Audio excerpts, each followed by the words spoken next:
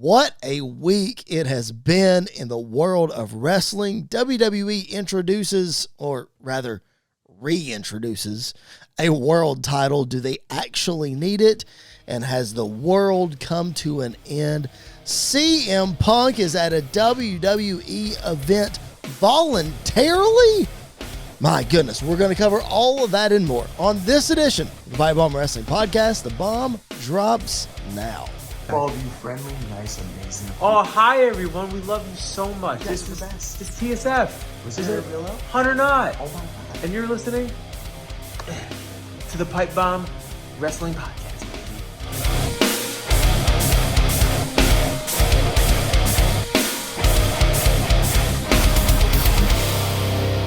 Hello and welcome to this edition of the Pipe Bomb Wrestling Podcast, a show that is for the fans, by the fans. I'm your phenomenal host, Mr. Podcasting Chris Belcher. Joining me virtually this week, we had a little bit of a scheduling issue that we had to get this thing done earlier than we normally do, but Mr. Andy York, the Young Buck, is of course with me. Andy, how are we on this fine Thursday evening that we are recording Friday as the people are listening? I'm doing good. You know, it's I feel like this week has been a lot more busy in wrestling than last week was. There's a lot more going on this week. Some good, some we'll have to wait and see how it plays out, but exactly. I'm excited to talk about it. It's a lot of fun when there's news that gets people opinionated. Mm-hmm. Like not necessarily all the time, but when it comes to like the new title and the draft and everything else, it's kind of a fun time to speculate about what's going to happen and who's going to go where and who's going to be the first world champion in years and all this other stuff. It's going to be a lot of fun to talk about it. A lot of things are just wide open right now. Like it could go so many different ways. You know what I mean? It feels like, you know, if you read online, a lot of people believe that we were in such a log jam for a couple weeks there after WrestleMania, which we may have been. That's fine. But we're in this place now where it seems like we should have been right after WrestleMania, where it's like we could go a whole lot of different ways. You know what I mean? Yeah, there's a lot of different directions we could head in right now. And, you know, I think we're right on the brink where if things go a certain way, then we're heading in a great direction, but also it could turn really quickly and we're like, oh, okay, we could have gotten here a lot easier, or, you know, this, that, or the other. So right. There's a lot of things that are up for discussion. And, you know, again, we're all wrestling fans that like different things. So some things that work for some people don't work for others. And that's what makes wrestling so much fun. That's what makes this podcast so much fun. That's why we have a podcast. Exactly. We have a platform to talk about those things. If you dig what we're doing, if this is your first time checking us out, thank you for joining us, whether that's on Spotify, Apple Podcasts, Spreaker, iHeartRadio, all those places. Follow us, subscribe to the show. Make sure you give us a 5-star review. We would appreciate it. Show's also available on the BodySlam.net YouTube channel. Like that video, subscribe to that channel. Show is available on SportsWire Radio and, of course, as I said, wherever you find your podcast. Don't forget our friends over at WrestleBuddy. Some great content over there. I was actually a part of a fantasy draft over on WrestleBuddy this past week. It's available on the YouTube channel. Getting a lot of great feedback on that, so make sure you go check that out. A lot of fun. Andy and I are going to do our own fantasy draft here in just a little bit. Before we get there, though, old school 101, Andy. Before we hit the new school, let's hit the old school. What do we got this week? So it's kind of old school, kind of not, but you put this in the options, and anytime this man is in the options, I'm probably going to pick him because there's a lot of ways that we could go with this topic. So April 30th, 2017, the pay-per-view was Payback, and it featured the first attempt, I would say, at going after what Impact did with Jeff Hardy and Broken Matt Hardy. You had the House of Horrors match between Bray Wyatt and Randy Orton. Kind of just first thing we'll kind of put out there. What was your impression of this match? You know, if you can call it a match. I've always been a fan of horror movies in general. Right. A lot of people don't know that about me. I guess I'm a closet horror movie fan. Okay. So I didn't really hate this as much as most people did. For a wrestling match that had the world champion in it, Yeah. probably not ideal. But at the same time, go back to 1993. I mean, WCW wasn't setting the world on fire in 93, but Sting did a White Castle of Fear with Vader, and it was pretty strange. You saw Hulk Hogan with the Dungeon of Doom in 94. Again, I'm giving WCW examples, not great, but this is not the first time that we had seen anything like this in WWE. Or in wrestling for that matter, but it's the first time we saw Bray Wyatt with his hands in it and really taking it up a notch. So I enjoyed it. I guess, like, I didn't hate it. Let's put it that way. It wasn't my favorite, but I certainly didn't hate it. Yeah, I'm kind of in the same camp with you because obviously if you've listened to this podcast for any length of time, you know I'm a huge Bray Wyatt fan. Sure. But I got to tell you this, my least favorite Bray Wyatt feud ever is anything with Randy Orton. Of course it is. I think those two do not, I think the concept is cool and the story is cool sometimes, but the payoffs have never ended well. And I think this was the payoff for that feud. Good point. Where Randy joined the Wyatt family for a while. Won the Rumble that year. Bray won the title. We had the weird WrestleMania match with the bug projections on the canvas and everything else that just didn't make any sense at all. Randy won the title at WrestleMania, and then this was the pay-per-view after WrestleMania, but it wasn't for the title because I don't know why it wasn't for the title. Right. And it was a weird set of circumstances, the way this feud kind of ended. The match, I think the concept was cool. I think this walked so the Firefly Funhouse match could run during the pandemic. Sure. But there were some interesting moments. There were some fun moments when he tried to kill Randy by pushing the fridge on top of him. That popped me pretty well.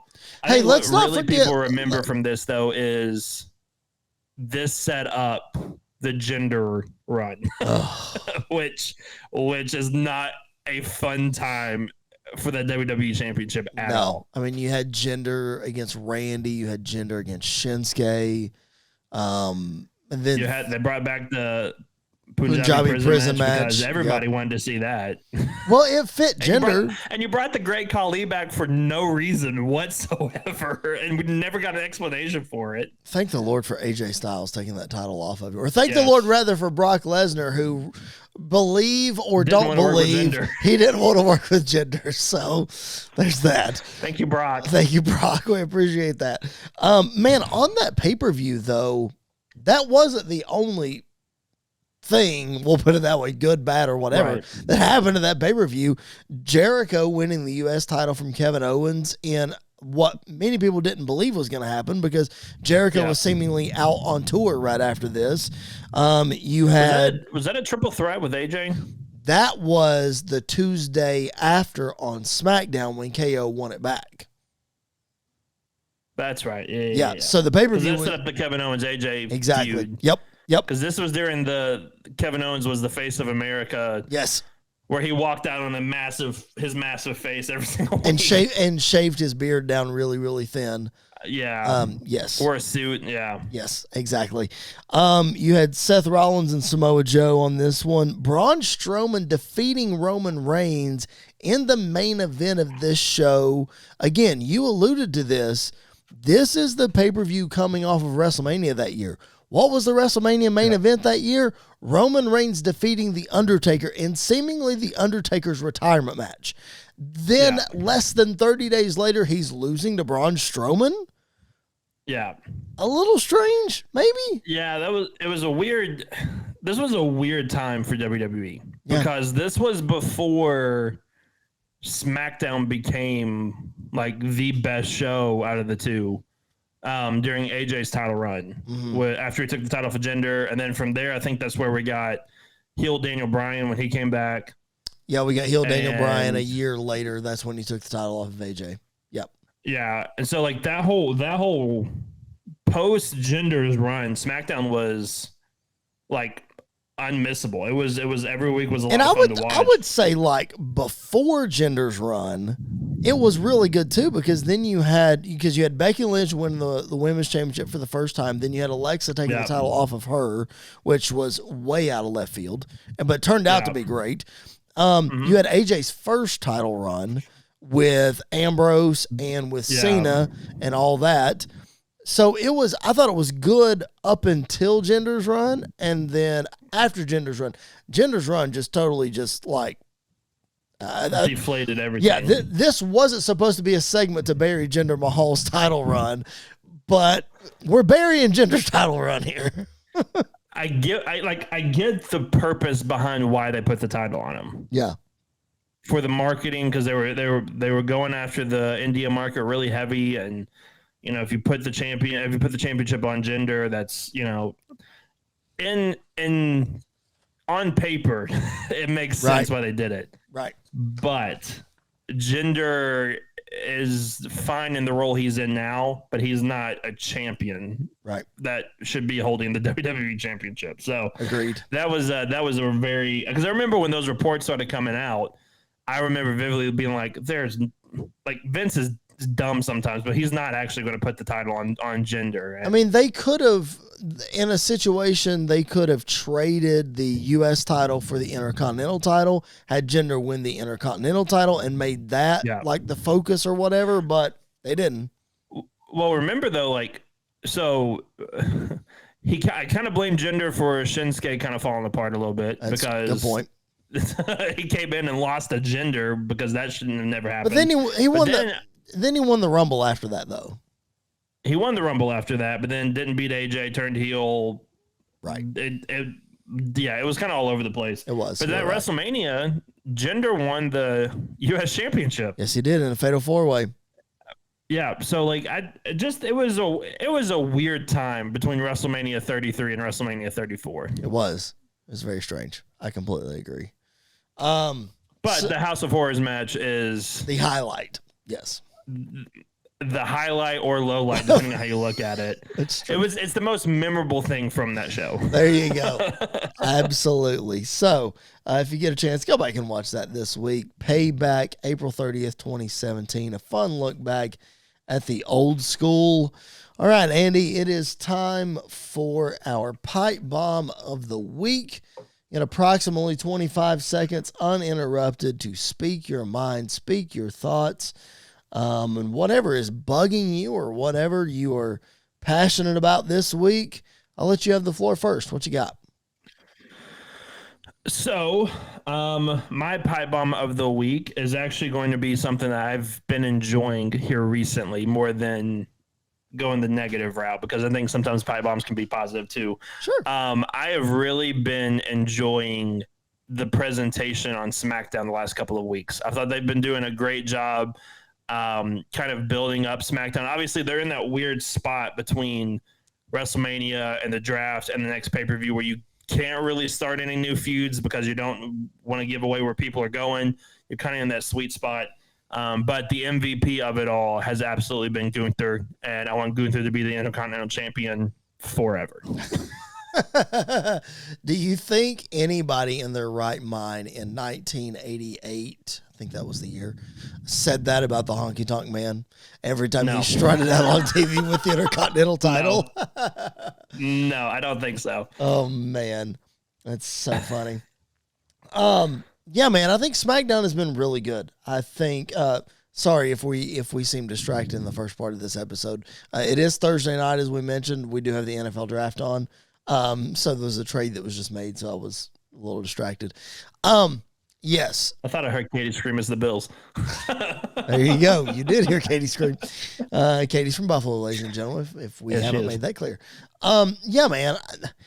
SmackDown, I've always, I'm not running USA down in any way, but you can always tell the difference in the presentation of Raw and SmackDown. You can see USA's presentation versus Fox's presentation. And I'm going to hate to see that Fox presentation go away one of these days if and when it happens. Seems like it might. Who knows? But I think they do great. And then, like you said, in this weird holding pattern, Braun Strowman and Ricochet is a team that I never thought I would be able to get behind, but they are highly entertaining as a team. Really, really good stuff. And the LWO as baby faces and what they're doing, man, it's really good. I enjoy it. Yeah, Braun and Ricochet are very interesting when Braun's not, turning heel on Ricochet on accident by throwing him way too short and just kind of chucking him in the ring. I think he had a concussion though when he did that. So he did. That's true. There is some miscommunication somewhere. And what's really interesting about the LWO is they haven't won yet. Like as the LWO, they have not won a single match yet. In fact, I don't think they've won. I don't think Legado del Fantasma has won since January of this year. Wow, interesting. So it's been a while, but those t-shirts are selling now, and you better believe those t-shirts are going to sell at Backlash in Puerto Rico. They're going to sell. Those are probably going to be the number one like selling item is going to be those LWO shirts. Yep, absolutely, it will be. All right, my pipe bomb of the week, also in a positive sense. It is time for me this week to give AEW their flowers for doing something well. Oh wow! Yes. I am, get ready for this, blown away at how much AEW All Access has made me care about AEW. That show is so good. Phenomenal. And I'm not saying that I think that AEW obviously is like the greatest product ever, but that show, All Access, has really helped me, because I will call myself an AEW casual. It has helped casuals care about the people in AEW. Like, I care way more about Sammy Guevara than I ever have in my life because of that show. So this is something that if I would have known how good it was going to be or how effective it was going to be, I would have said AEW needs to do this from the start.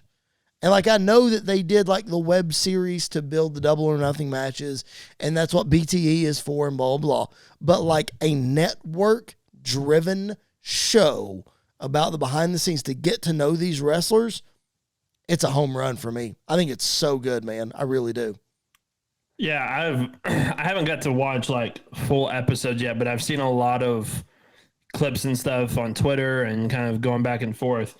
And the person that has stuck out to me the most from all of this is Eddie Kingston. Like Eddie Kingston backstage is as authentic as he is in the ring when he's talking. Like he is the same person, and I love that because like it's who he is. Yep. So I love that he's kind of getting his flowers and getting his moment here as well. Also Ruby Soho, especially in this past episode, the interaction between Ruby and Eddie Kingston is just amazing. It's absolutely amazing. It really is. And then for anybody who didn't like Adam Cole and Britt Baker before, like, you gotta love come on. Like when I don't remember if it was the first episode or the second episode where they're sitting in the car outside of the doctor's office and Adam apologizes to Britt for putting her through this. It's like your heart breaks for Adam Cole because you see where he's at. It's like it's so good, man. They did such a great job. And I know that it's quote unquote reality television, so some things are planned and not everything is authentic as it seems and whatever. I get that. But just a peek behind the curtain, it's super cool, man. Yeah, and you know what's really interesting is like Total Bellas was kind of the same way. For like it's a great way for people who aren't necessarily wrestling fans who like the reality TV. It gives them that bridge into getting into pro wrestling. So I think that's a great way for them to do it. And, you know, it's not one of those things that you have to watch to get the product, right? But it just it's something that doesn't take away from it. It adds even more to it if you get the chance to watch it. Yep, for sure. So I highly recommend it. It's not, you know, it's not like this reality drama, whatever. There is drama and there is reality in it, but it's not what you might think it is. So if you haven't checked out AEW All Access yet, I highly, highly recommend it. And again, that comes from an AEW casual. So there you go. One thing that I want to make sure that you guys are aware of before we move on, that is our second show that we do each and every week, the Pipe Bomb Wrestling Federation, our fantasy booking show. It's available on another feed, so just go search out PBWF. You will find it. We are in season 2, so if you're new to this whole thing and you want to catch up, season 1 is available in the archives. We are 4 episodes into season 2 with a pay-per-view on the horizon, our first one. It's a good time. Go check it out. It's a lot of fun with our moderator, Mr. Tyler Peters. And if you like fantasy sports, go check that out. And if you're here, we're about to do something that you're really going to love. If you're a fan of fantasy sports. Yeah. Andy, the draft is coming up this week. The NFL draft, as we mentioned, is currently going on. So we thought we would jump in just like everybody else and do our own draft here. So what we're going to do is Andy and I are going to one of us is going to represent Raw. One's going to represent SmackDown. We're going to determine that by a coin toss. Raw is going to pick first, and the winner of the coin toss can pick which brand they want. Sometimes, Andy, in a draft, you might want to go second. So we're giving you that option. We're going to do 12 rounds, and the rest of the roster that is already on that brand will be assumed by that brand. So let's say there are guys like The Miz or like, Zelina Vega, or I'm just throwing random people out here that do not get drafted, that will automatically get assumed by that person. So tag teams count as one pick. Factions do not count as one pick. You have to build your faction in separate picks. Now, can we make an exception, but with like the LWO, would you say, obviously Ray gets picked separate, but would you say the Cruz, Santos, and forget his name now, I'm blanking on it. Joaquin Wild. Yeah. Do you think those 3 go together? I think those 3 go together in a way that the New Day goes together. So that you get all 3. If you pick New Day, you get all 3. I think so, yes. Now, people like the Judgment Day, and you got to pick them separate. Yeah. I think the Bloodline, got to pick them separate. Yeah. So, that's where I'm at. That's what I think. Are you good with that? Yep. Okay. You got a coin? I've got a coin. All right. Since you have the coin, I guess I will call it. Okay. I will call heads. I'll let you flip it. It is heads. It is heads. All right. It is heads. I will, with that heads, I will represent Monday Night Raw and go first. Good, because I wanted SmackDown anyway. So I'm glad you did that. I was going to give you first pick. We did say, oh, perfect. Thank you. We did say that factions have to be picked separate, but I think just like we do in the PBWF, I think managers can be assumed. Yes. I don't think managers need to be picked separately. I think managers are just because unlike the PBWF, like with this draft that we're doing, we're not really going to do anything with it. Like we're not going to book it or whatever. If you want to know what we would do booking current superstars, head over to the PBWF where we incorporate AEW guys and Impact guys and New Japan guys and all that. Head over there to check out what we would do. All right. With the first pick, Monday Night Raw selects the undisputed Universal Champion, Roman Reigns. It's a good pick. So that means that SmackDown will assume the new World Heavyweight Championship. You don't have to put it on anybody tonight, or you can if you want. Doesn't matter to me. But you will get that championship. You have the opportunity to crown that champion or what have you. So, first pick, Roman Reigns. First pick, Roman Reigns. That's a good pick. I mean, how can you not pick the tribal chief, the undisputed champion, Roman Reigns? I was SmackDown's first pick. I think I know what this is. Could go one or two ways with this one. You can. I think I know. I think one I know. of three ways, really. You know, Third? Do it. Third? I'm trying to think. Okay. I got. Okay. I'll go one of three ways. Okay. But I have to go with the man himself, Seth freaking Rollins. I knew that's what you were going to do. Well, because you took that,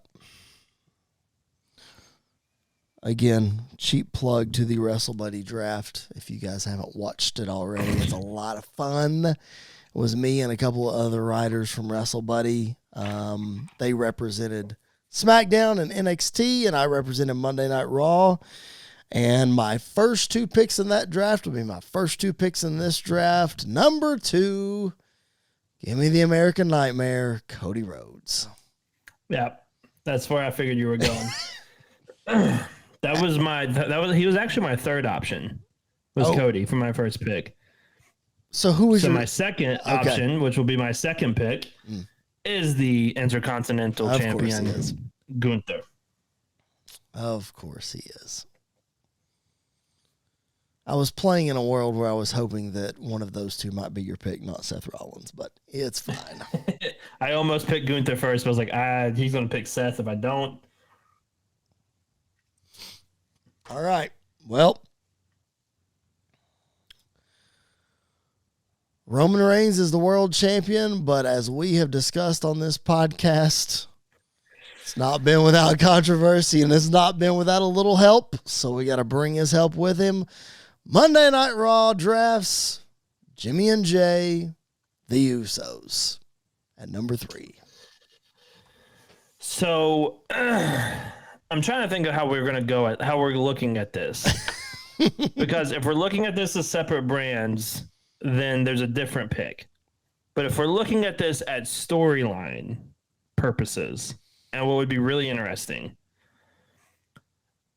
So with that being said, with the third overall pick and causing some conflict other places, SmackDown is going to select Solo Sikoa. Okay. All right. I've been listening to Sam Roberts. I was just getting ready to say that. You had to have been listening to Sam Roberts. That's great. Put a little heat on the wise man. So Solo Sikoa. Little heat on the wise man for breaking Plus, up. I think Solo Sikoa could absolutely be a world champion someday. So I am on the Solo train.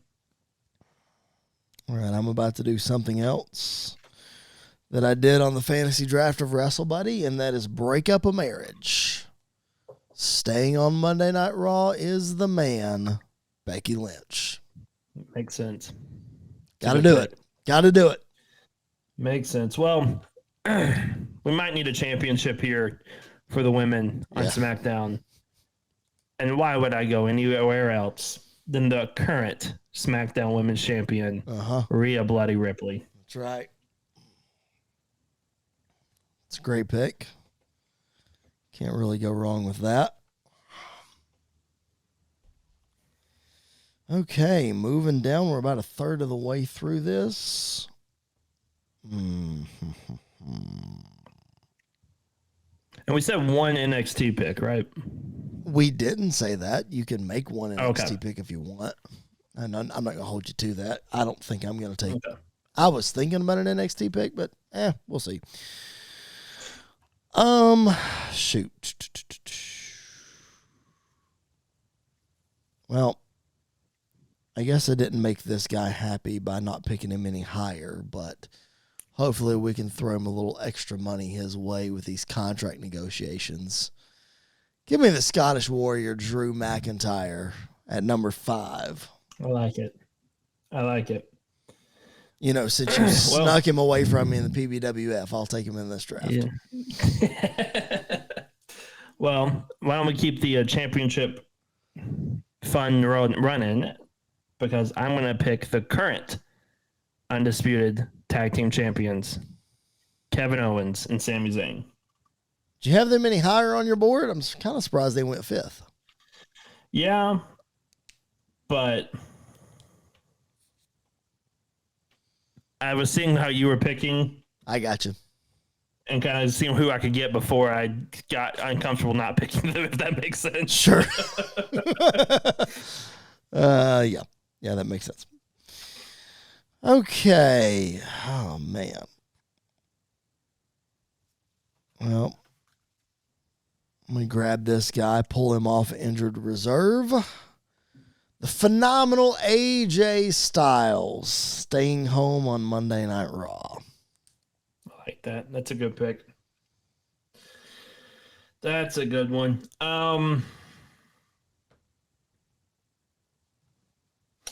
SmackDown's on Fox.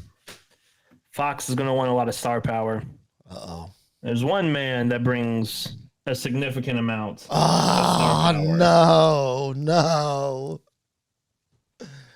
And in fact, I think some would call him a megastar. Dang it.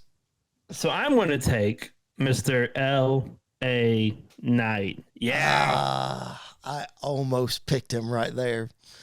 Just because I was like, I know Andy wants him. When can I snag him? And I almost took him right there. Oh, jeez. Man. Come on, Andy. All right. I'm going to stick with some star power on Monday Night Raw. But it's going to be some legend star power.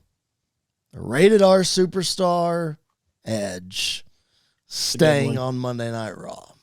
That's a good one. Well, I'll keep the star power running. And we'll keep the big boys on SmackDown too. Uh-oh. So I'm going to draft because I want to see these two dudes fight so bad. Uh-oh. And the first challenger for the Intercontinental Championship on my SmackDown, Brock Lesnar. Had a feeling that was coming at some point.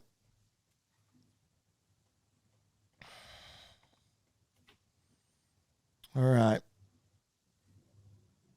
I'm going to take a man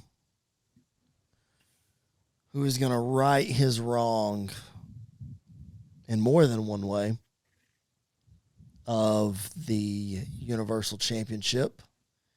He needs to avenge not one, but 2 Universal Championship debacles.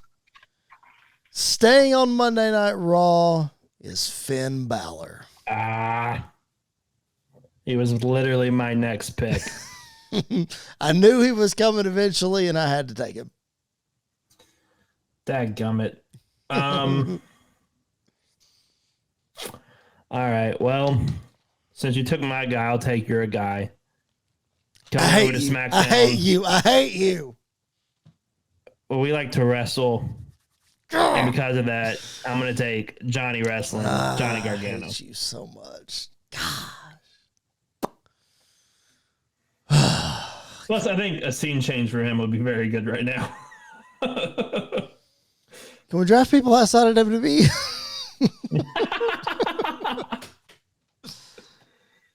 Dang it. All right, well, since we're taking shots, I'm going to do this one just for spite. Like, he was on my list, but not this high. That's fine. You know, the Celtic Warrior, Sheamus. That's fine. That's fine. Stings a little. And by a little, I mean a lot. He was my next pick.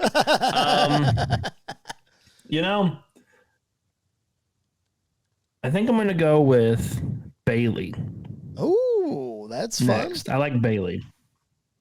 I think she needs a scenery change away from Damage Control. Let's give me Bayley. All right. Sticking with the women, I guess I need a champion on my roster. So staying home is the EST Bianca Belair. Yeah, it's crazy that she went that low. I was literally going to pick between her and Rhea. And honestly, if you didn't pick her next, I was just going to pick her and not let you have a women's champion. We would have just had to But I'll create. take it. We would have just had to create one. Triple H is good at that. We would have just had to create He is one. good. He is good at that. He's going to bring back the Diva style with a massive WWE logo in the middle of it. Exactly. Oh, that's funny. Well, I'll keep the women's star power rolling because I think it's good for her to have a scenery change too. I'm going to take Asuka. Ooh, fun pick. Fun pick. Oh, we're coming down to it. We have picked 10 so far. We got 2 more left. And remember, whoever does not get drafted gets assumed onto that roster. So I don't get to assume Johnny Gargano. Thank you for that. You're welcome. Oh, thank you. All right. Pick number 11 for the Raw brand. Who do I want?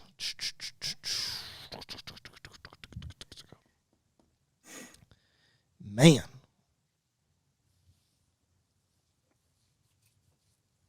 This is tough. This is tough. This is a little bit tough. I don't want to make this pick, but I think I'm going to anyway. I'll take the Queen, Charlotte Flair. Oh, wow. Well, I don't think you've said his name. And since you haven't said his name, I'm going to go ahead and say it. And if you have said it, then we can take it away. But the Viper, Randy Orton. Oh, good pick. I have not said his name. That was a great pick. I feel like that's the still of the draft so far. Yes. Yep. I agree. Injury and all. I feel like Randy is going to go a lot higher than this on the actual draft. Good point. Yep. That is a very good point. All right. You know, I debated picking an NXT person. I'm not going to do it. Good. My last pick, 16-time world champion John Cena. Yeah, he was on my list too. I'm between 2 people, and they're the same personality. So I'm going to give an honorable mention, and then I'm going to draft the actual person. Okay. The honorable mention is Grayson Waller from NXT. Okay. But I'm actually going to draft, and my final draft spot is Logan Paul. Oh, nice. Okay. All right. It's a very nice pick. All right. Let's run through them. Who did I guess I can start. My 12 for Monday Night Raw, Roman Reigns, Cody Rhodes, the Usos, Becky Lynch, Drew McIntyre, AJ Styles, Edge, Finn Balor, Sheamus, Bianca Belair, Charlotte Flair, and John Cena. For the SmackDown brand, who we got? For SmackDown brand, I have Seth Rollins, the Intercontinental Champion Gunther, Solo Sikoa, Rhea Ripley, Kevin Owens and Sami Zayn, LA Knight, Brock Lesnar, Johnny Gargano, Bayley, Asuka, Randy Orton, and Logan Paul. There we go. And I would just book it this way to crown the first ever, or not first ever, but the new World Heavyweight Champion. It would be Seth Rollins versus Solo Sikoa for that title, with Seth winning. Okay, so you answered my next question, so you have to provide another answer now, because my next question That's fine. is with the roster that you just drafted. Triple H gives you the keys to the kingdom for a day. You get to run creative.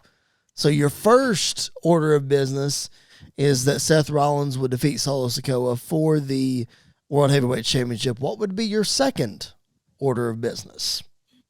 My second order of business would be to put in motion the feud between Gunther and Brock. Okay.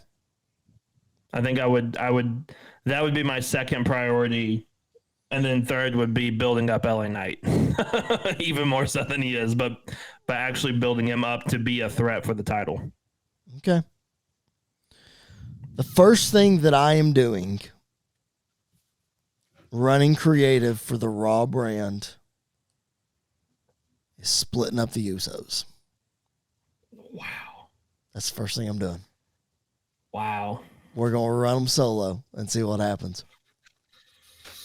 Because the bloodline fracture started with Paul Heyman not allowing or not making sure that Solo got drafted on the same brand. And the fractures continue because the Usos get split up. Roman Reigns still has the titles. He doesn't have his backup anymore. What's going to happen? We're going to see.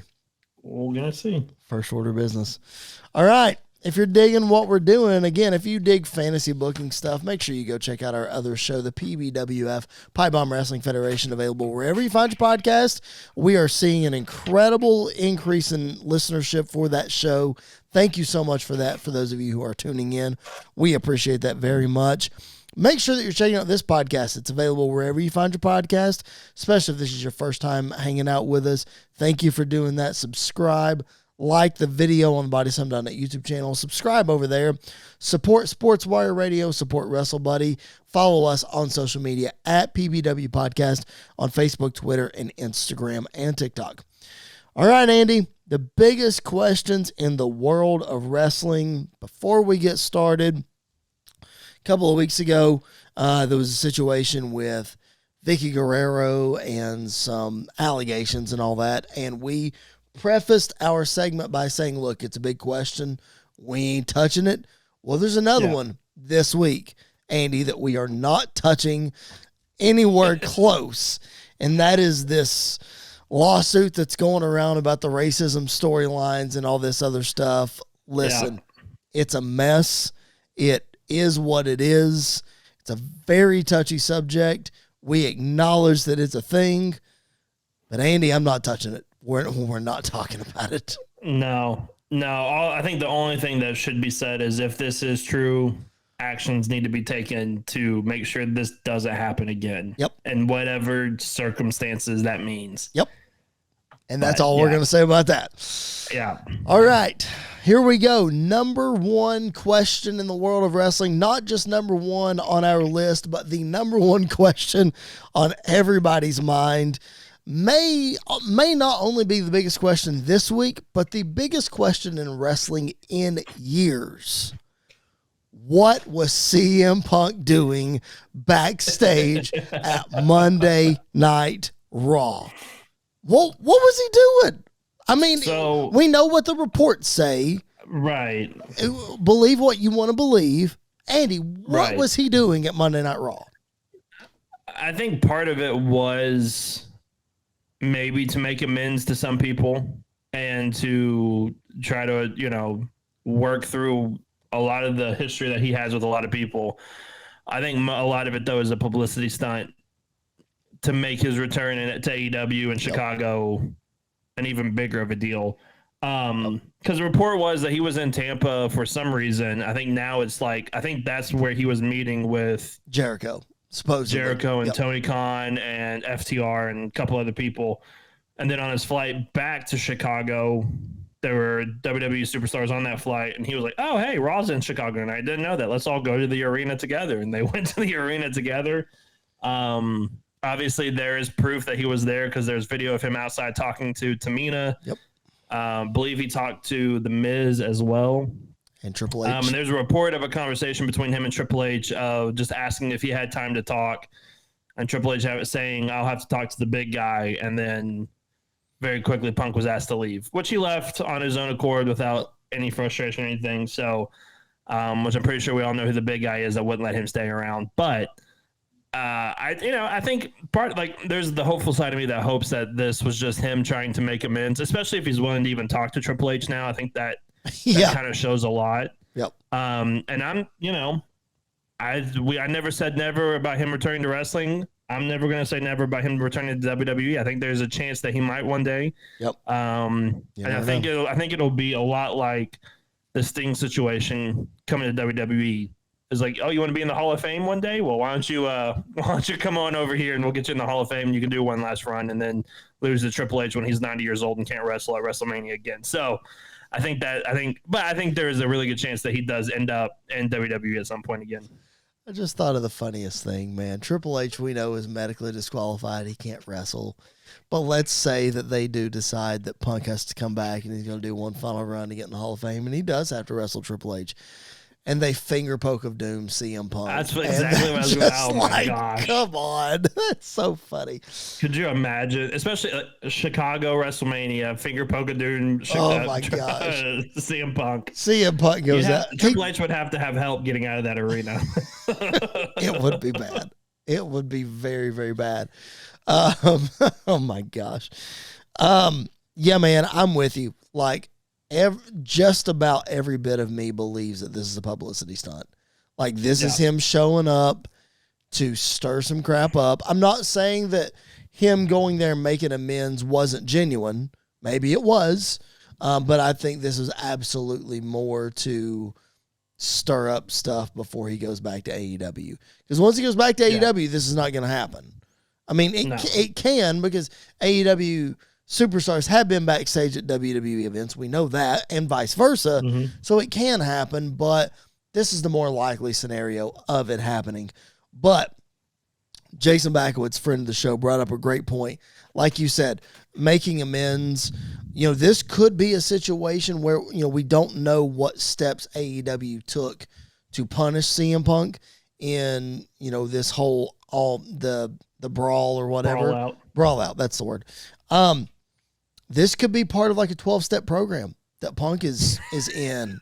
You know, that's going to make amends. You know, and he has to, because we have seen, and putting two and two together, we have seen reports of him wanting to reach out to the elite and being advised legally that he cannot do that. So I'm just saying it could be possible. So Collision's going to start in Chicago with Punk coming out, calling out Colt Cabana, and they're going to hug right in the middle of the ring and walk away together. It's what Bret Hart and Shawn Michaels did in 2010. That's true. That's very true. I don't know. I think part of me, like I said, part of me hopes that it is genuine. And I think with like the Miz, it probably was a genuine thing to make that up. And you know, maybe with Triple H, it was genuine too. But I'm hopeful that he will, or I think there's a chance that he goes to WWE someday. But as long as Vince has any control in the company at all, I don't see Punk in there for right now. See, I'm like that with even with Triple H. Like, I know he spoke to Triple H, and I know he wanted to speak to Triple H, but I don't know. I know that you said never say never. He might, go back. I don't know, man. I just don't see it happening. I think Triple H is more likely to put the fans' interest over his own wants, and I think he's shown that. Oh, that's true. From time to time as a booker, and if the story calls for it, I think there's a chance that we see him in WWE to tell a really fantastic or fascinating. Listen, those two dudes hate each other in real life, and they're two of my favorite wrestlers of all time. CM Punk and Seth Rollins. The promos between those two guys would be worth every penny that I would pay. I would go weekly to every show just to watch those two dudes cut promos on each other. Well, you answered my next question. I think that's a feud that you could start with if you ever wanted to go back and actually do it at some point. Yeah, that was my next question is if he does go back, what's the one feud that has to happen? And it's Seth Rollins. Even if he goes back and he only gets one feud, it has to be Seth Rollins. Like it has to be Seth. That's it. Yeah. The Chicago...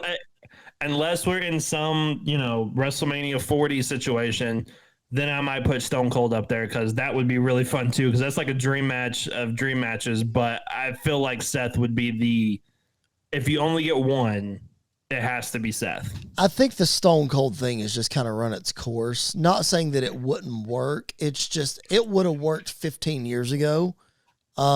But I just right, exactly. But I think they're both so highly regarded by fans that I just don't know if you'll get your actual what you really want out of that story. Yeah.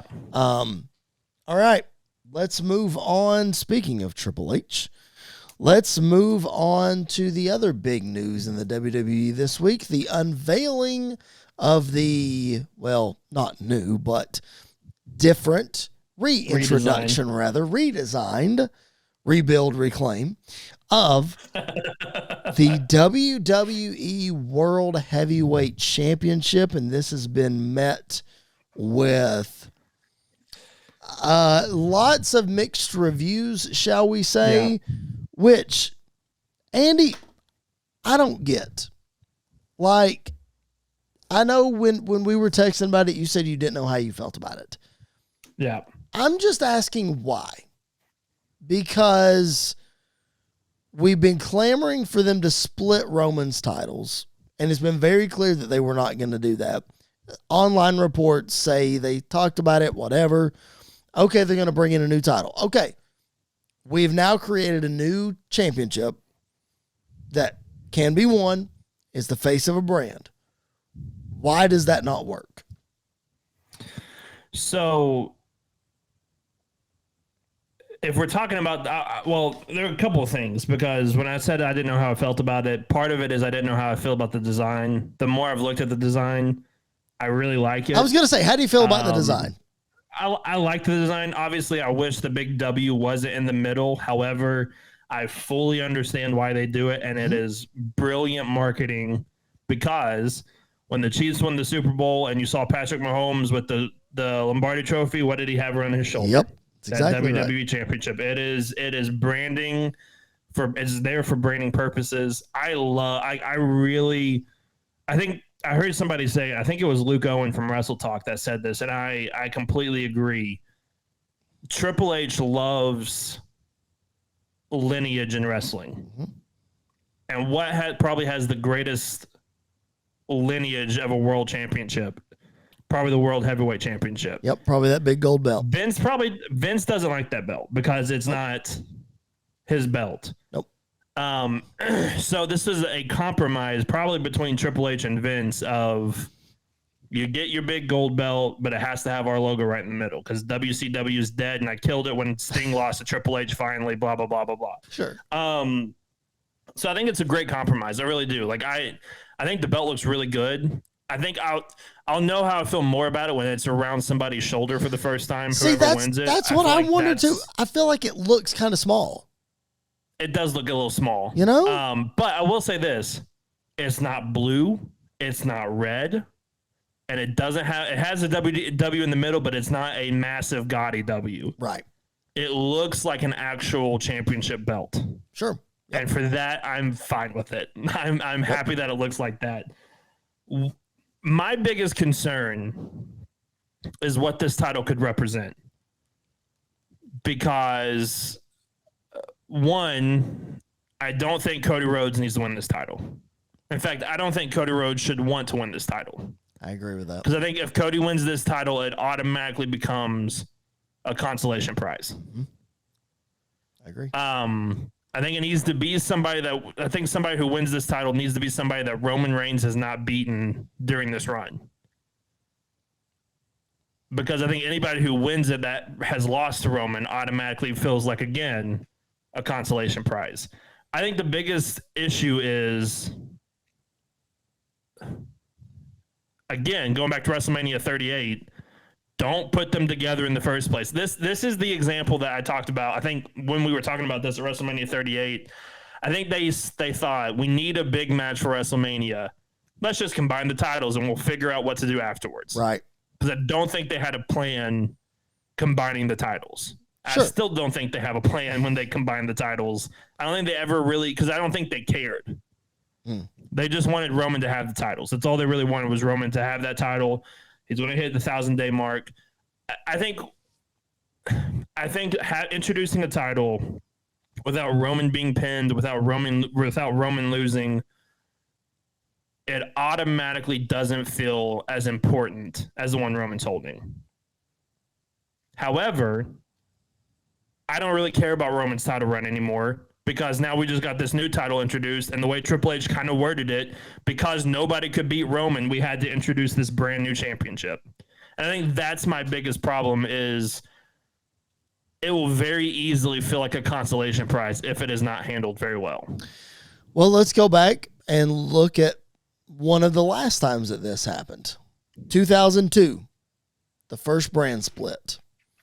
You had Triple H as the first undisputed champion, combining the WWE and the WCW championship. That was then won by Hulk Hogan. That was then won by The Undertaker. That was then won in a triple threat match by The Rock. And that was then won by Brock Lesnar. And that was in August 2002 at SummerSlam. The very next month, they decided that Brock Lesnar needed to be exclusive to one brand and take that championship with him. So Eric Bischoff brought in the World Heavyweight Championship. And what did he do? He handed it to Triple H as the new champion. And that began the reign of terror of Triple H as we know it. He dropped the title once to Goldberg, he dropped it to Shawn, and then ultimately he dropped it to Benoit. We know how that went.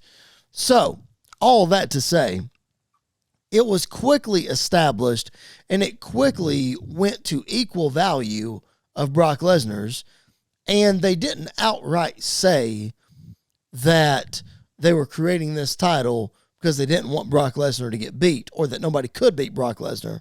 But it was basically inferred that Brock Lesnar cannot be beat, so we need a champion on this other show. So I think to your point exactly, it can be handled correctly. It's, we'll wait and see what happens. It can be done, though. I think, though, this is uncharted because Roman's about to hit 1,000 days. Like, I think the fact that Roman has literally beaten everybody on the roster except for Seth, which I think is very interesting that they still haven't run that back at some point, which in hindsight is a good thing because now he's the only viable one to win this World Heavyweight Championship and not feel like a consolation prize, which I'll talk about his promo here in a minute because he did a lot more for that title than Triple H did in his promo. But I think it's different because Roman has been champion he's going to hit 1,000 days. Like there's no denying he's going to hit 1,000 days, probably going to hit more than 1,000 days at the end of it all. Yep. And I think that is what makes this so difficult to get over is because literally everybody has stepped up to Roman and nobody's been able to beat him. And so because of that, we've had to create a brand new championship. Well, I think it's a situation where at least Triple H at least he was honest about it. You know what I mean? At least he said, hey, nobody can beat Roman. Roman's taking the title hostage. We need a title that's going to be defended all the time, whatever. It's not like he came out and said, well, here's the world championship. This is the most prestigious thing ever. Screw what Roman Reigns is doing. You know, at least he acknowledged that Roman is not. Now, I don't necessarily see it as a consolation prize if somebody who Roman has beaten wins it. For example, Drew McIntyre. I don't think it's a consolation prize if Drew wins it. I don't think it's a consolation prize if Finn Balor wins it. The only one that I think it's a consolation prize for is Cody. Yeah.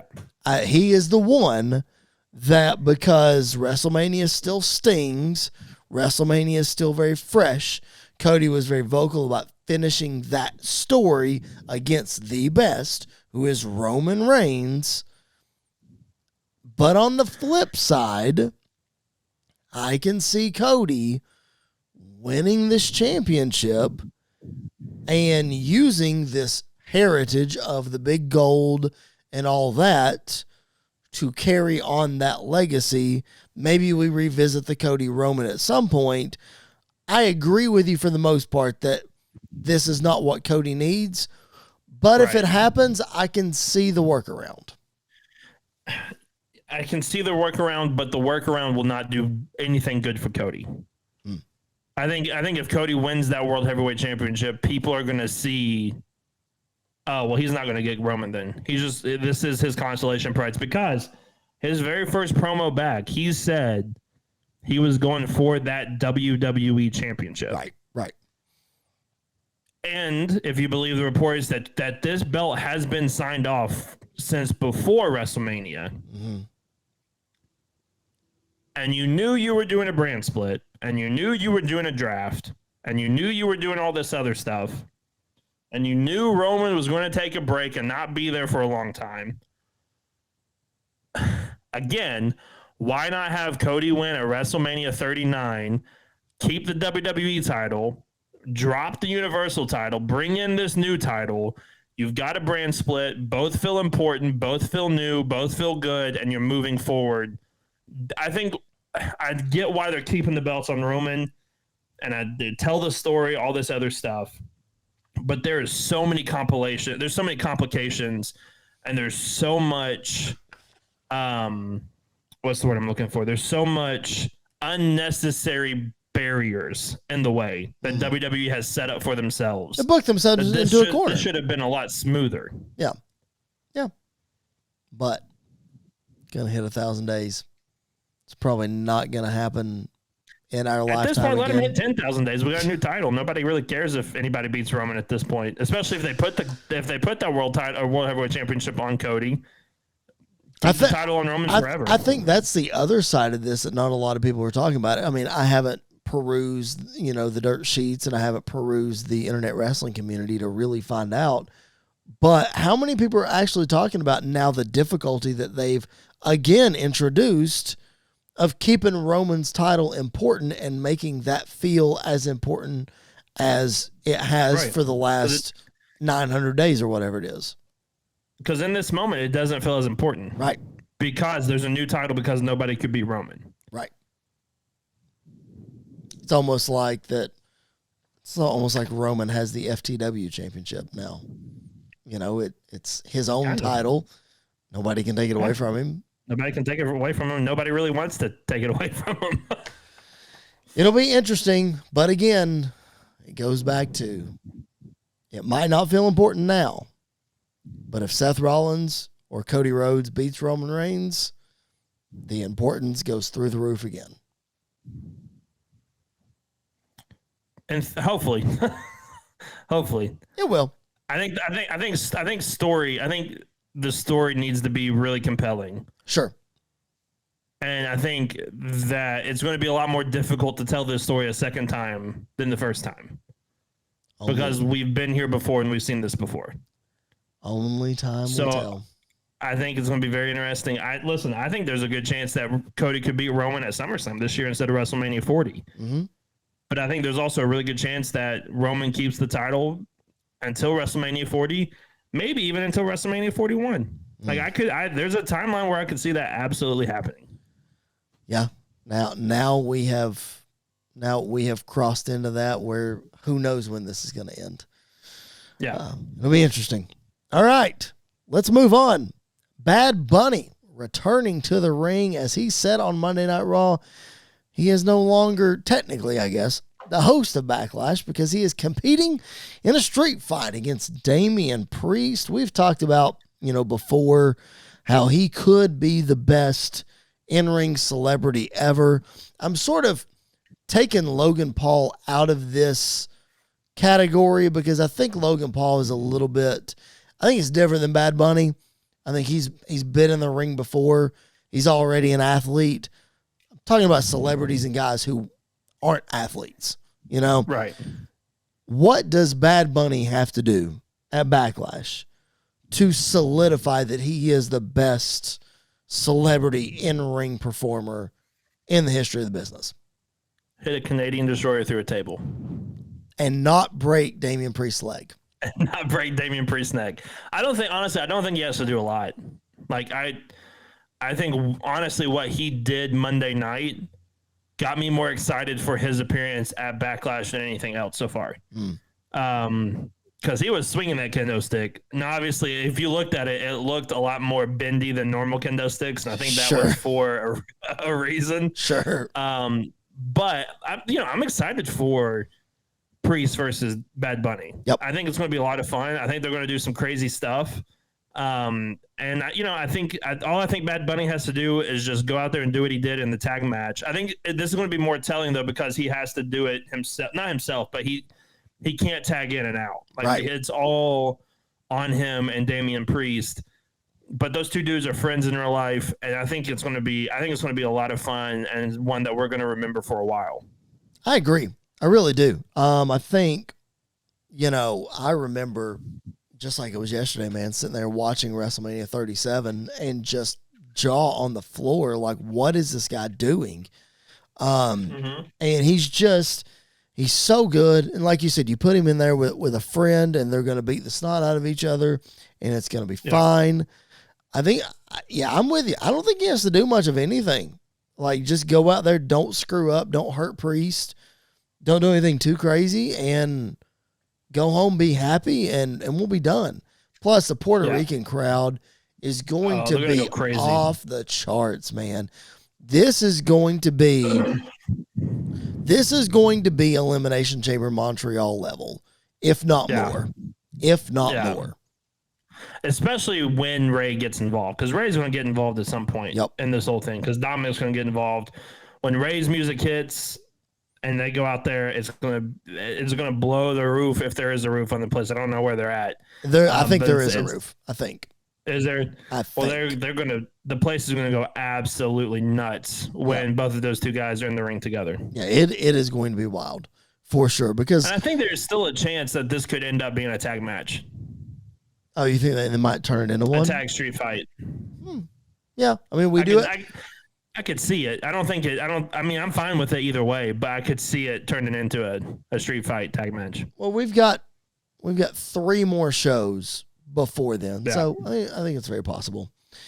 All right, let's move on to a big question in AEW. Last week we talked about the 4 Pillars tournament, how I didn't like the tournament concept. Well, it seems very clear that Andy was right. We are headed to the Fatal 4-Way with the 4 Pillars at Double or Nothing for the AEW Championship. Of course, I'm talking about MJF, Jungle Boy, Darby Allin, and Sammy Guevara. I know that MJF had the little brief run with Ricky Starks, and I'm not really counting that because that really didn't do anything for me. Is this feud with the other pillars, is this the right first feud for MJF as champion?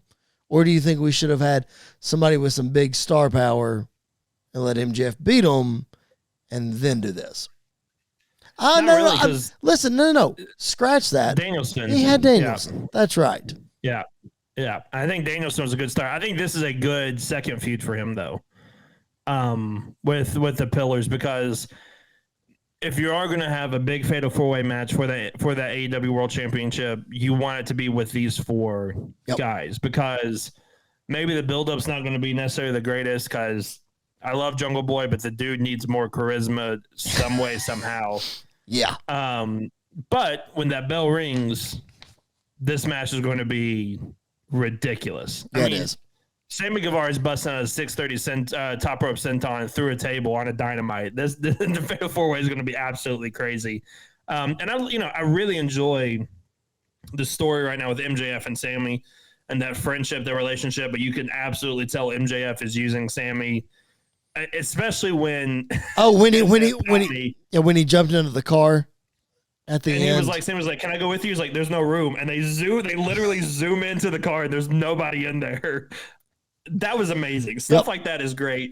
MJF on commentary during Guevara and Darby Allin was just MJF at his best. I think this is a great feud for them going into Double or Nothing, because I'm pretty sure at some point very soon, whenever he comes back, we are getting MJF and CM Punk again for that title. We'll see. I don't know. Kind of hope not, but we'll see. Oh, why not? I'm just over Punk and MJF. I'm just over it. I don't. One of the best feuds last year. I know they did. The year before going into last year. I know, and I acknowledge that, but I'm just kind of over it at this point. All right. It's been a while since they revisited, though. Yeah, well, if the brawl out hadn't happened, then maybe we wouldn't have that issue. Just saying. All right.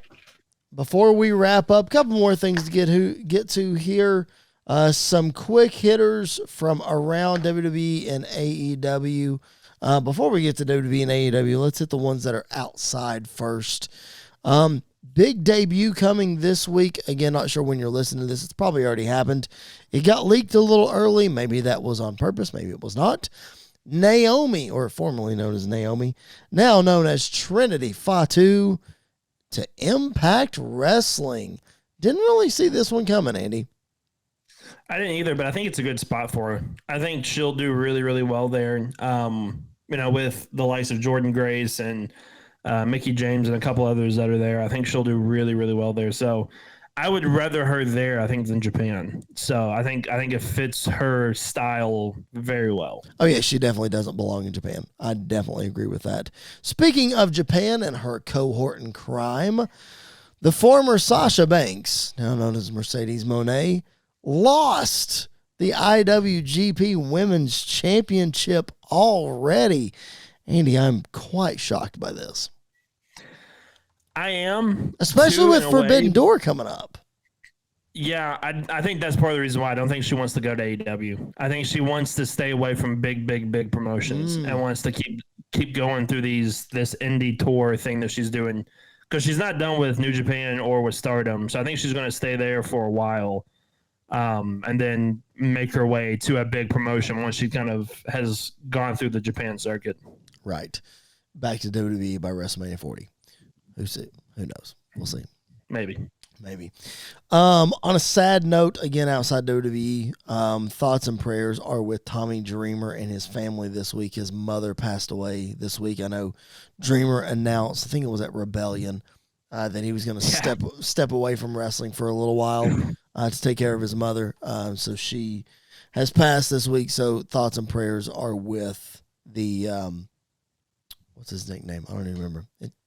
Tommy Dreamer. The innovator of violence. That's it. Thank you. Yeah. Look at me. I wasn't even around for ECW, and I knew that. Thank you. Appreciate that. Thanks for picking me up on that. All right. Also, yes. Sad day today as well as Jerry Springer passed away. Yes. Very sad day. 79. So I saw that. I saw a clip of Razor Ramon showing up, or Scott Hall showing up on the Springer show, talking to those two kids, and I've never seen that clip before. And I was like, man, it's so sad that we lost Scott Hall. And now we lost Jerry Springer, who, love or hate a show. His stint as the special guest general manager on Raw was one of the most chaotic things I've ever seen in my life. And I still don't know to this day whether I really loved it or hated it or both. Right. Oh, for sure. Yeah, I know. So thoughts and prayers with Dreamer, thoughts and prayers with Jerry Springer's family. All right, let's move back to WWE and AEW. Let's get through these. I'm going to steal, you mentioned Sam Roberts earlier. I'm going to mention Sam Roberts now. He brought up a really great point about Karrion Kross's promo from SmackDown last week.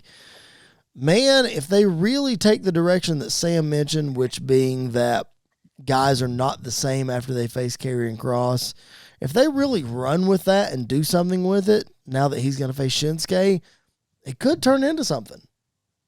Yeah, and I think I listened to the episode too where he talked about that, and he said that was kind of the MO of the Fiend for a while, was after you wrestled the Fiend, you weren't really the same person. I think that's a great thing for Karrion Kross as well. But I think the most important thing for him is he needs to start getting some wins. Yes. And some of these feuds that he's in to make himself feel bigger, which is kind of the one problem I have with him going into a feud straight with Shinsuke. Is I feel like both of them need to win a feud. Right, that's true. Yeah, and you can't have both win when they're feuding against each other. So I'm thinking maybe it's a one-off match, and then they're drafted to separate brands or whatever the case is. But I like the concept and the idea. He needs to start winning some as well. I agree. Yep, definitely agree. Excuse me. All right. I'm really glad, man. And I've been vocal about this on the podcast before. For those of you who listen to the PBWF, you know that I'm a fan. But I'm glad that Chelsea Green is getting featured quite a bit in WWE in this run, getting a tag title shot and all that kind of stuff, regardless of how you feel about the tag team titles. But what stinks about this run with Chelsea is that it was supposed to be with Carmella, and Carmella got hurt. So would have been really cool to have Carmella in this spot, but Chelsea Green trying to get the mileage out of her before she gets hurt again. Yeah, so going back to Sam Roberts, I like his idea as well of her not getting drafted at all. Yes. And then just going and speaking to the manager every week. I think that's a great shot. Listen, it's a character that should not work if it's with certain, like, if in it, nobody could have this character and it work. I think Chelsea Green might be the only person that could actually have this character. I think and it work to the level. Maybe Eva Marie. I think But that's a stretch. Eva Marie's a stretch because she's not good in the ring. I Very think true. Alexa could pull it off. Yeah, but I feel like the thing with Chelsea is she's not been established in WWE. That's true. Well, yeah, that's a good point. I think with Alexa, she's been established. So if she went that way, it wouldn't work as well as somebody new coming in like Chelsea Green and it working. Like, especially if you know her past in the indie scene with Matt Cardona. It's not really that much of a change of character. Right, that's a good point. From who she was on the independent scene. That is very true. All right, we teased this earlier, the backstage segment with Solo Sikoa and the Usos on Monday Night Raw, with Jey Uso questioning and talking to Sami Zayn, and Kevin Owens getting mad at Sami for talking to Jey, and Jimmy getting mad at Jey for talking to Sami, and will they, won't they? I know you might be getting tired of it, but man, I like it. Like, I think it's really cool. Like, I don't know, man. I think it's interesting. I think it was interesting, but if it's the same thing we're doing every week, we've got to do something different at this point. Yeah. I mean, we're getting Sammy is literally cutting the same promo to Jay backstage every single week, and Jay is literally cutting the same promo back to Sammy every single week. We need developments in this story quickly. Well, I don't think we're going to get it until Roman's coming back, which is who knows when. Might be tonight on Friday Night SmackDown. We'll see what happens with the tag team title match. Maybe. We shall see. I know Roman hasn't been advertised for that, but that doesn't mean he can't show up. All right. Speaking of Roman Reigns, his WrestleMania foe, we talked about earlier, Cody Rhodes and Finn Balor. Man, what a match on Monday Night Raw. Listen, I don't know what's going to happen with this draft. I don't know what's going to happen with this World Heavyweight Championship. But I need a Cody Rhodes and Finn Balor long-term feud like now. Like, yeah. I need this bad. I think that would be really interesting. I don't think they're going to be on the same brand.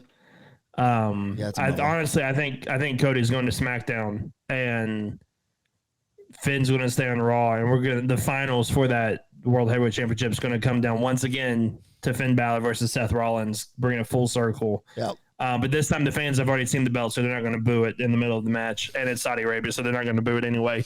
But I think Cody and Finn would have a really, really good feud, especially with the history of the Bullet Club stuff and everything else.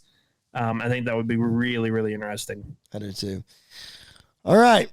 AEW, we talked about, or the big conversation over the last couple of weeks has been about All In.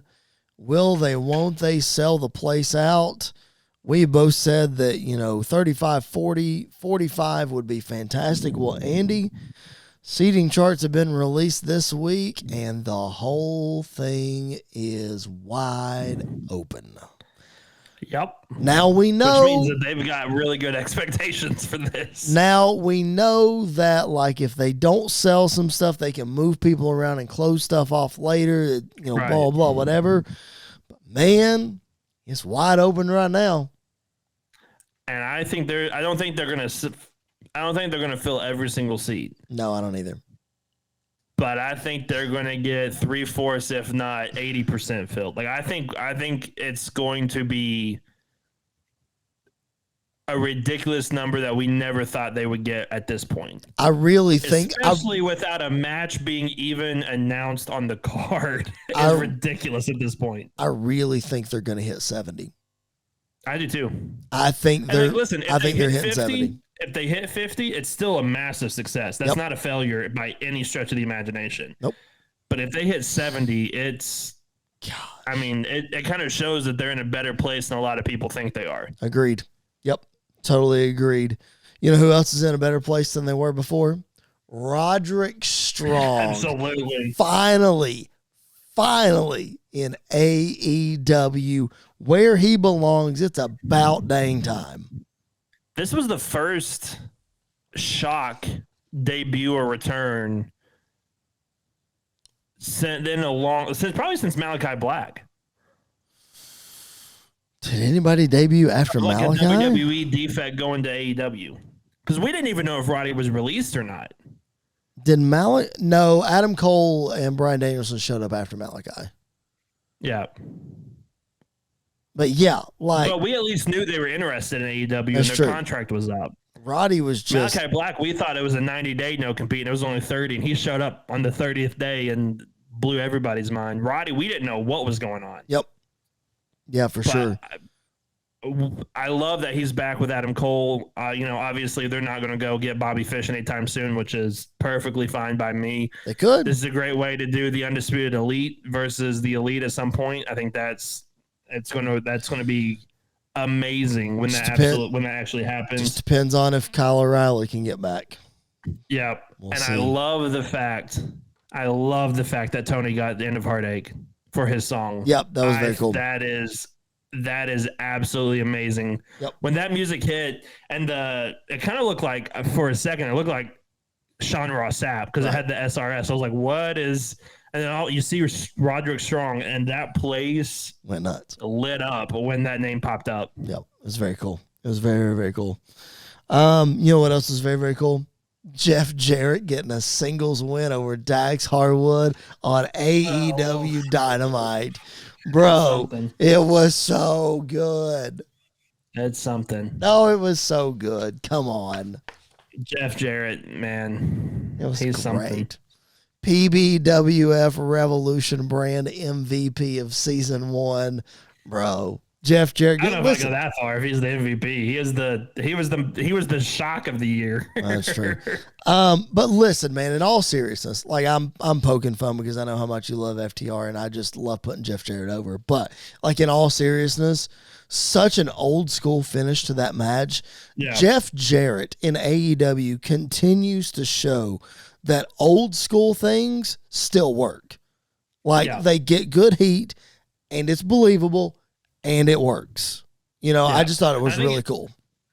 I think it all depends on who does it. But as an old school guy as Jeff Jarrett is, with someone who loves old school wrestling as much as Dax does, that's true. You couldn't have done it any other way. Like it was the perfect finish for that match. That's true. We had a tease. Seems like we have this tease every single week that Tony Khan's making a big announcement. Eventually they're not going to. I think this time they just said we'll hear from Tony Khan. I don't think it said announcement. Whatever. Anyway, we heard from Tony Khan. The Owen Hart Cup is back. Will be decided and finished up in Canada this summer. Cool to have that back.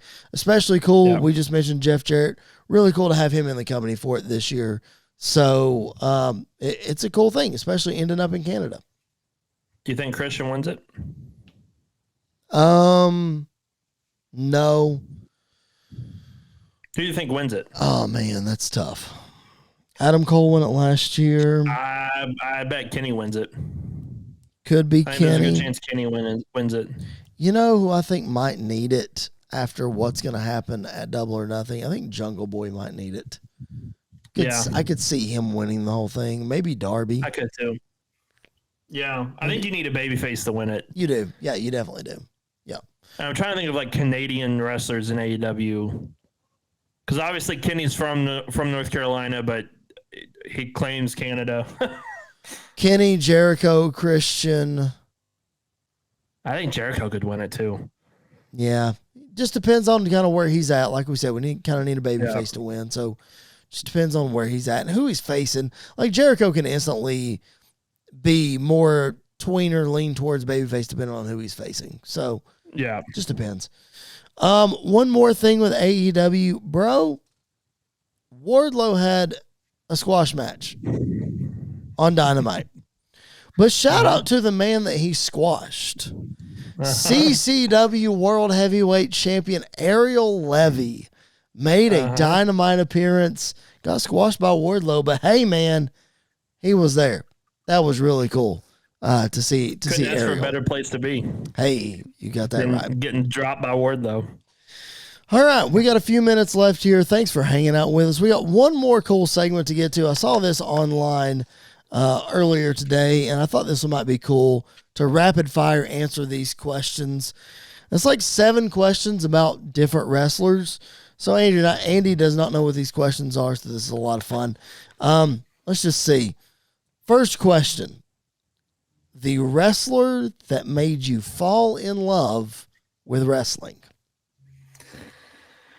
So I think I've said this before on the podcast, but the wrestler that made me fall in love with wrestling was probably CM Punk. Interesting. Punk made me fall in love with wrestling. Mine is Sting. Yeah. Like, I liked Ric Flair, but Sting is Yeah. Sting is the one that made me actually fall in love with wrestling. Yeah. Who is your newest favorite wrestler? Now, that doesn't necessarily mean somebody that is like brand new right now, Right. but who like you've latched on to most recently that you would claim as one of your favorites? Probably within like the last 6 to 7 years. Something like that, I would yeah. probably say Seth. I would probably say Seth has probably become my new favorite. But if we're talking about like, I'll give 2. I'll give like my general one, Seth Rollins. But if we're talking about like recent, man, Takeshita is one of my favorite wrestlers right now. Very cool. I would say a very general one. The last 2, I guess, that I can remember really latching on to is Adam Cole and Johnny Gargano. Because I wasn't exposed to them until they got to NXT. And they both got to NXT in like 2017. Something like that, I think. Drew was champ when Cole came in. Right. And then Drew came to the main roster after WrestleMania 34, which was in 2018. I think it was 17. Yeah, so 2017. 18 is when, or 19 is when NXT invaded. Right. During Survivor Series. I think it was 17. Yeah. Yeah. So those 2 guys for sure. And then if I'm thinking of a current favorite, man, like, I don't know. I mean, you would probably say this one too. There's something about that LA Knight feller that is just he's so charismatic. Just gets you excited about wrestling, man. He does. Like that dude could. People talk about Shawn Michaels wrestling a broomstick. LA Knight could cut a promo against a broomstick, and it would just be incredible. To the point where people were mad when like Pat McAfee and Shane McMahon showed up on WrestleMania because it was not LA Knight. Like he's at that cusp where if he gets the right push, he's going to be what he says he is, the megastar. That's right. The wrestler you go crazy for every time you see them. Now, that could be see them in person. That could be just see them in general. I'll let you interpret that one. Oh, man. The wrestler I go crazy for when I see them. I'll go ahead and tell you mine. What do you think? Mine is Seth Rollins. Okay. Mine's Seth Rollins. Yeah. I just know that every time that dude is on my screen, I'm going to be entertained, whether it's on the mic or in the ring. Like, Seth Rollins is that guy for me. You know, this may be recency bias, but it was kind of this way when he was on the independent scene, and I got to see him a couple of times. It might be Cody Rhodes, man. Okay. Like, he's the one I nearly passed out at WrestleMania. That's true. But even like the NWA show, like I popped from there. I saw him in Ring of Honor where he wrestled Bully. Did he wrestle Bully that night? I don't remember who he wrestled that night. But he wrestled somebody, and I popped for it too. So I think it's probably Cody. Okay. Who is your comfort wrestler? So I took that as, hey, I just want to go watch a match. Who is probably the first person you're going to turn on? Or when you know that this guy's coming on, oh, okay, I'm going to be entertained by this. Who's your comfort wrestler? Comfort wrestler. Man, it's hard to not say Seth for this one too. I'll probably say AJ. That was mine. Yep. I think I'll probably say AJ. Yep. AJ Styles is my comfort wrestler as well. All right. Well, no, I'll take that back. I'll say Kenny. Since you'll say AJ, I'll say Kenny Omega. I think because anytime Kenny wrestles, I know I'm in for something stupid and amazing and special to Right. happen at some point. Who is the wrestler you miss the most? It doesn't have to be dead, so we don't have to go morbid that far. Although I'm going to go dead. I'm going to go dead and morbid, and I'm going to say The Undertaker. Yeah. That's who I miss the most. Honestly, I'll probably say Triple H. Oh, that's so good. Oh, that's so good. And like, I think this is going to be really weird for me to say this, and this is going to cause a tangent. This is for another podcast at some point. Okay. Triple H is one of my favorite wrestlers of all time. And like, I'm a Triple H apologist. I will go to my deathbed saying Triple H deserves his flowers. I think there is an argument for him to be known as one of the most maybe overrated wrestlers of all time as well in certain aspects. Yeah. Okay. But I miss watching Triple H wrestle. Sure. Yep. He's right up there with The Undertaker for me, for sure. Speaking of what you just said, Triple H might be your answer for this. But no, I know what your answer is. Never mind. Who is the one wrestler you would protect with your life? Ooh, the one wrestler I would protect with my life. This one was easy for me. In like a booking sense, like I think it could be whatever you want to interpret it as. So like you just said, you would like fight to the ends of the earth for, like you would protect in a booking sense. You could almost take it as like somebody's trying to legit kill this guy and you want to make sure that he is protected. Mine was easy. Shawn Michaels. yeah. I'll go to the ends of the earth, no matter what the conversation is or anything. Shawn Michaels. I'll probably go CM Punk. Oh, really? I think his body of work and everything, especially in the era I grew up watching wrestling and fell in love with wrestling. Yep. To the point where like, yeah, Brawl Out happened, but I was really sad because he was no longer on TV. So I think I would probably say Punk. I Do you think I was going to say Bray? Yes, I would assume you would have said Bray. Yep. That was my thought. Last question.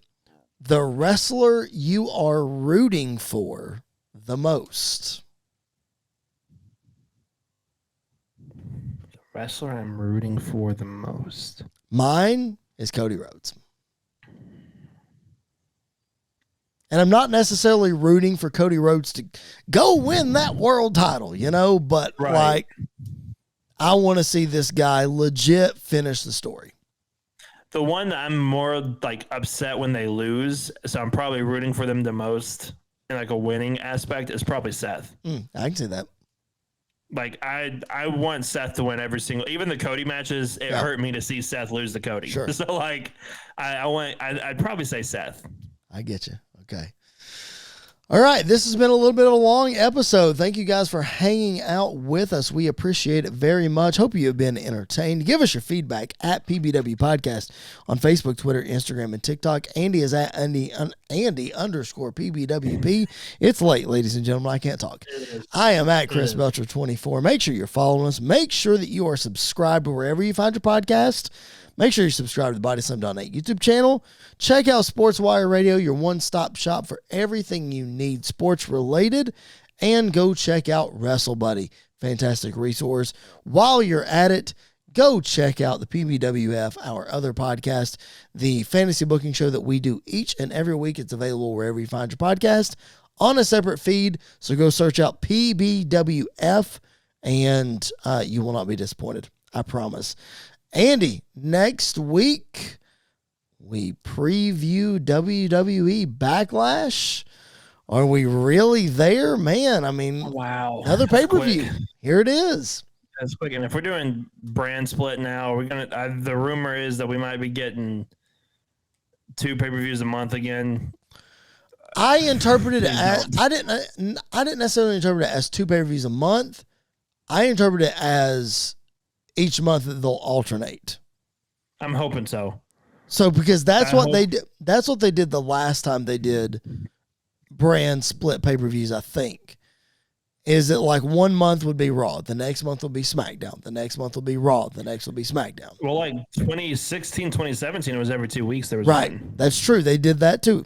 They did that as well. That was That was a tiring Yep. couple months that they did that. So I'm hoping that I'm hoping you're right that they do one on, one off, and then the big shows. Right. We'll be together. Time it out to where there's like a month off in between your last pay-per-view and SummerSlam or the Rumble or WrestleMania. Right. Exactly. Yep. I agree. But yeah, man, next pay-per-view is coming up. Next week, we preview Backlash. We'll break it down. Pro Wrestling Scorecards. We'll be on it, and it's going to be fun, man. Anything else to add before we sign off? It's a fun week, and hopefully, nothing absolutely major happens. Well, I'll tell you one thing now and then. Tell you one thing major that did not happen is, again, as we're recording this on Thursday night, Will Levis did not get drafted in the first round of the NFL draft. Listen. I know I'm a Kentucky fan. I know I'm biased. But if anybody thinks that Anthony Richardson is better than Will Levis, you are delusional. You're hoping he's Cam Newton, and I promise you, he's not Cam Newton. He's not. I have seen that man play in person, and he is not that good. I understand Will's not that great either, but Will's got a lot more potential than Richardson does. So, but guess what, Andy? As a Titans fan, I'm so happy the Colts drafted Anthony Richardson. I'm so happy they picked him up. I'm probably gonna hate it for this upcoming year, but after this year, once we get him figured out, nope, over with. I think the Titans are going to have a rough year this year. Oh yeah, it's gonna be bad. It's going to be. I think we may finish last in the division, maybe third. Yeah, because Jacksonville's going to be good. Houston will be okay. Indy will be okay and will be okay. So it's going to be a battle of the okays to fall behind Jacksonville. Yep, pretty much. All right. For all your sports talk, again, go check out Sports Wire Radio. We need to get some. We need to get some hour flavor onto Sports Wire Radio. They talk a whole lot of college sports. They talk a lot of baseball and New York Giants and New York Jets and all that. We need to get some Southern flavor going on there. We do. Maybe we need to work SEC on that. talk. Yeah, we can talk about some SEC stuff. That's right. All right, ladies and gentlemen, thank you for hanging out with us again. Apologize, this was a little bit longer than usual. It was a busy week. We had to get to all the things. Appreciate you hanging out with us. Follow us on social media at PBW Podcast. For Mr. Andy York, my name is Chris Belcher. This has been Pipe Bomb Wrestling Podcast. We will catch you guys down the road.